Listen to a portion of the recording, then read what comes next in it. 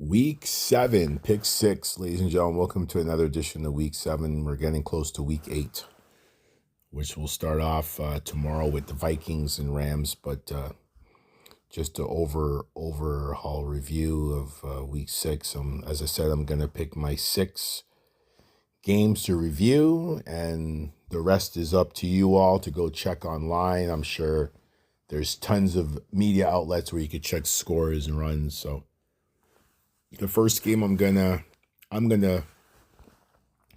definitely talk about was the Vikings and Lions game, which very interesting game. The Lions, of course, winning the division last year, and of course doing what they do, blowing a lead, unfortunately, in the NFC Championship game. I actually picked them to go to the Super Bowl because San Francisco is a team that I've never really had any faith in due to coaching decisions, which I will talk about later on in the Pick 6 podcast edition, Week 7. But it came down to field goals versus touchdowns. And then, of course, Jared Goff with that drive down the field with a couple seconds left to kick the field goal to basically the Lions kicking the field goal to take the lead and winning the game ultimately 31-29. So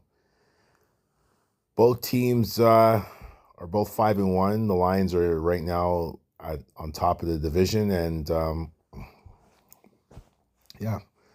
Vikings have the Rams this week, so it's going to be interesting to see what type of comeback mindset that they have, and going on the road against the Rams is not going to be easy. So we'll see how that goes.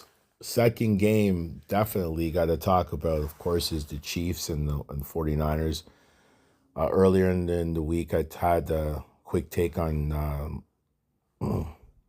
Kyle Shanahan. So if you haven't heard it yet, please go check it out. I don't know how the Chiefs are 28 and they won 28-18. I don't know how the Chiefs are 6-0. I'm going to be really honest with you all. I don't know how they're 6-0.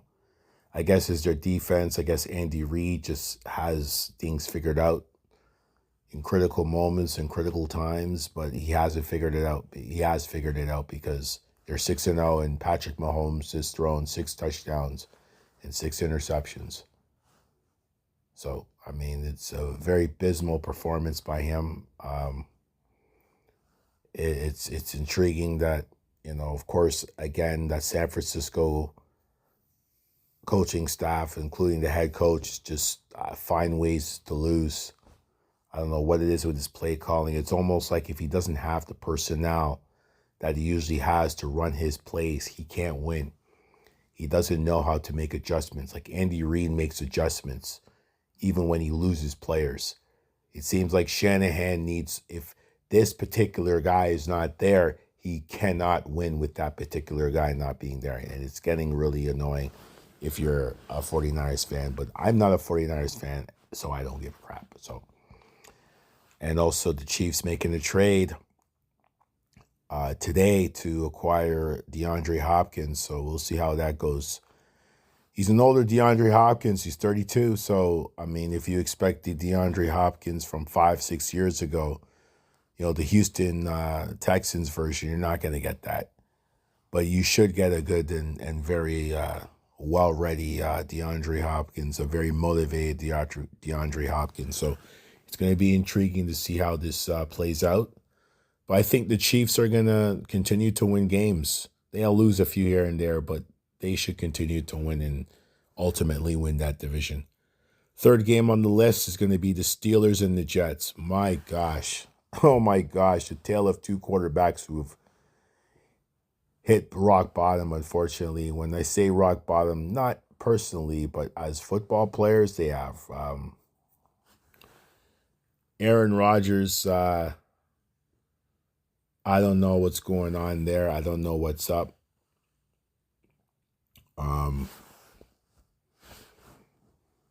276, 1 touchdown, 2 interceptions. I mean, it's a tale of two stories. Russell 16 for 29, 264, 2 touchdowns, very conventional. Najee Harris had 102 for a touchdown with 21 carries. I mean, it's Brees Hall had 38 yards for one touchdown with 12 carries, but then he had 103 yards for six, which had 6 receptions to it. 6 receptions for 103. So I don't know if the offense is going to have to go through Brees Hall. I don't think the offense going through Brees Hall is going to win any games.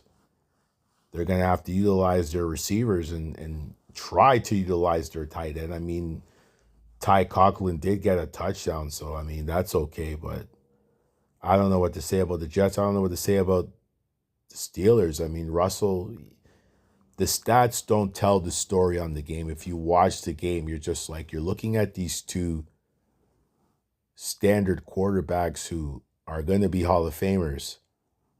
They are absolutely a shell of themselves. Like, Father Time came into this game and says, nah, it's a wrap. I won't bother doing anything else. I'll just leave you guys alone and just continue to let you guys play, but it's over. So, but yeah, that game was definitely not something that I expected. I expected a little more from the Jets. But hey, it's the NFL and anything could happen at any given time. So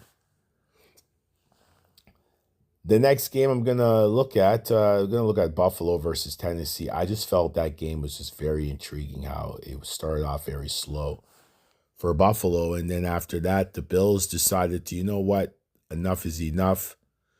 We're gonna take this out.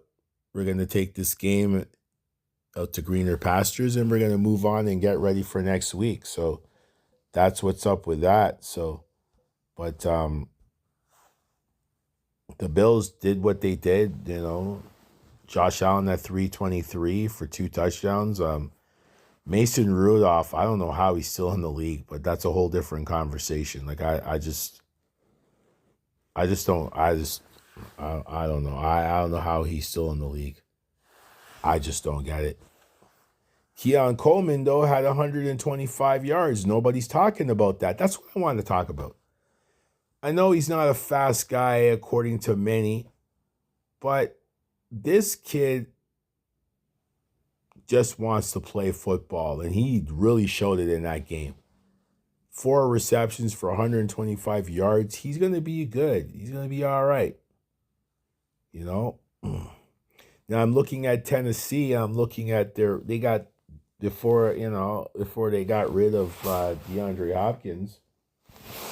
DeAndre Hopkins in that game had a -2 yards for 1 reception.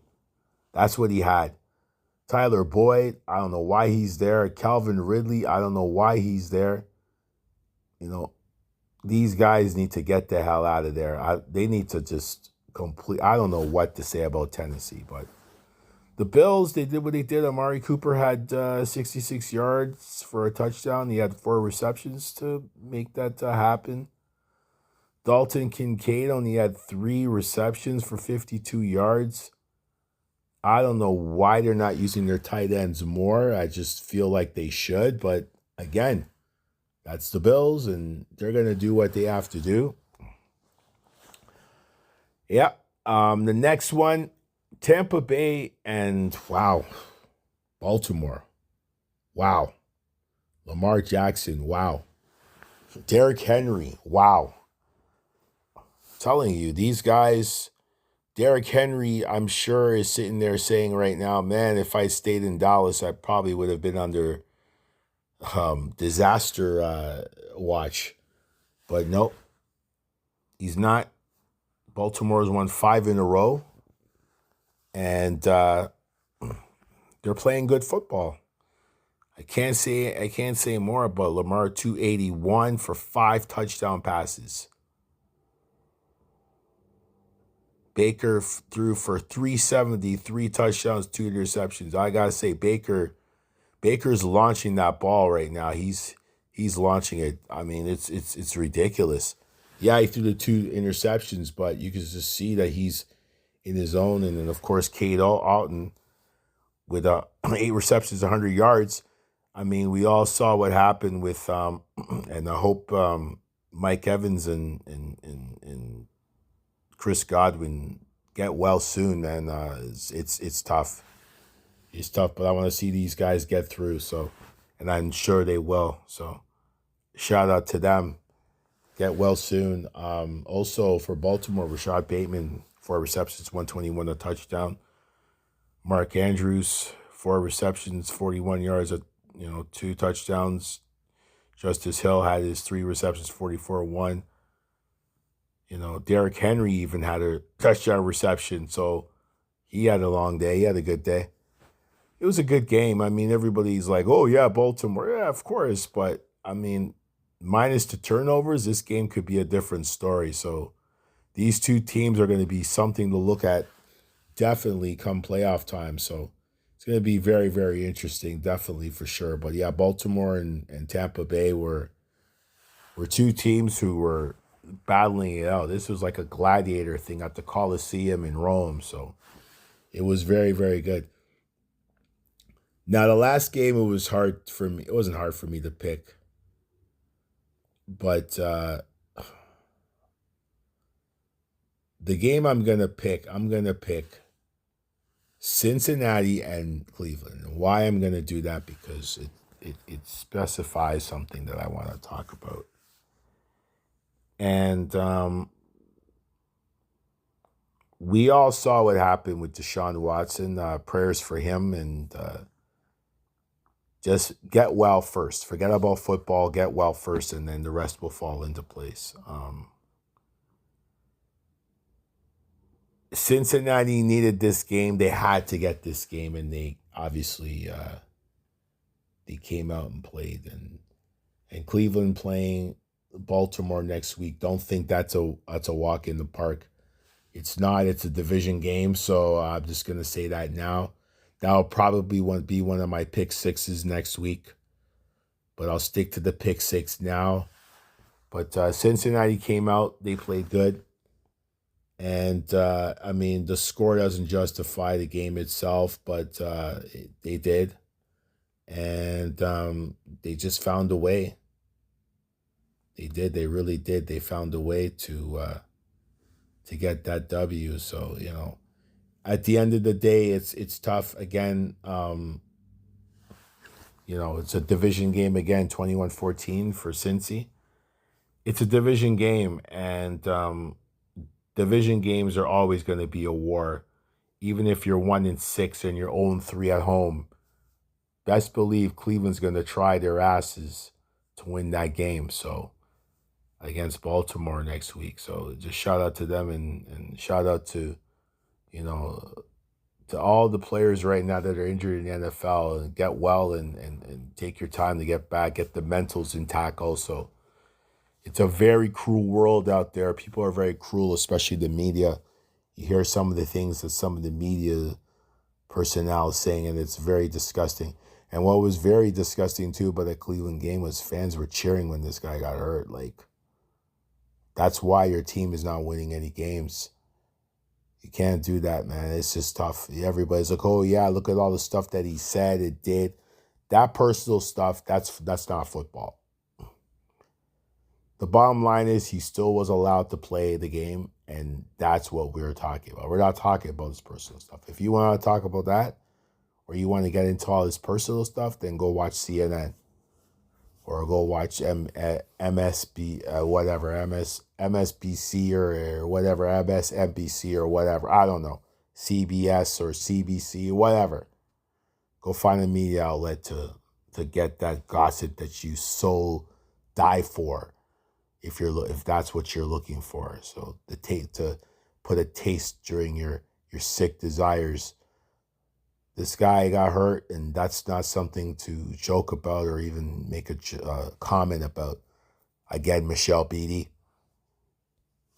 So, at the end of the day, just everybody's got to be careful out there, but sometimes you do the best you can, but it's a really rough game. It's a really physical game. So, but ladies and gentlemen, that's the pick six for week 7. Of course, week 8 starts tomorrow with the Rams and my Vikings. So, ladies and gentlemen, enjoy. Peace.